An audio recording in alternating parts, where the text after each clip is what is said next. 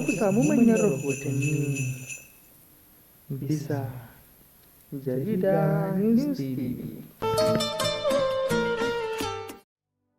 Barka da haka mai sauraro kuma sannan mu da ƙara saduwa a cikin wannan tashar tamu mai albarka, inda a yau ma muke tafiye muku da batun nan na takaddama akan lamarin juyin mulki,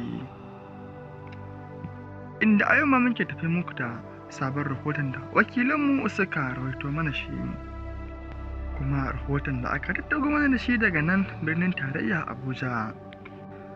Rahoton dai ya kunshi lamarin juyin mulkin tun daga farko har ƙarshe, inda kuma mu kawo muku shi daki-daki a wannan lokaci. Misaro kada a manta da subscribe and like bisa wannan tashar tawa mai albarka, a kuma a danna ƙararrawar sanarwa domin kasance tare da mu a koyar da shi da zarar mun saki manyan rahotanninmu. Da wannan tashar tamu muke ɓallawa lungu da saƙo domin tattago muku wannan rahoto. Rahoton dai na juyin mulki, rahoton da ya ɗau hankulan al'umma da dama musamman ma na cikin ƙasar nan. Rahoton da majiyoyi da kuma mawallafa labarai na gwamnati suke ta tangal-tangal da shi, na ganin cewa a kawar da wannan labari ko kuma an kawar da wannan labari ko kuma an yi fatali da shi.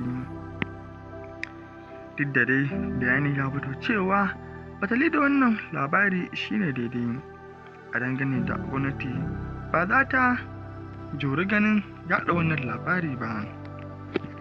Hatta hukumomin soji da ma ma'aikatan gwamnati da dai sauransu, musamman ma hukumar soji ta ce wannan abin Allah wadai ne a ta waɗa wannan labari da kuma danganta ta da cewa ita ce ta yi yunƙurin juyin mulkin, sai dai wasu daban.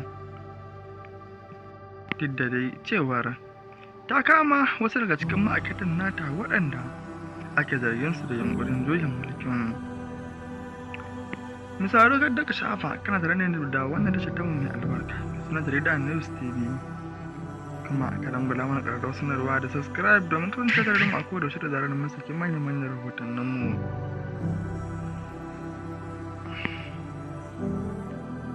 Kuma za mu ci gaba da kawo maka wannan rahoto na juyin mulki daki-daki, inda kuma za mu bankaɗo mutum kuɗo ta yadda wannan labari ya fara fitowa, domin bahaushe ya ce ruwa baya tsami banza.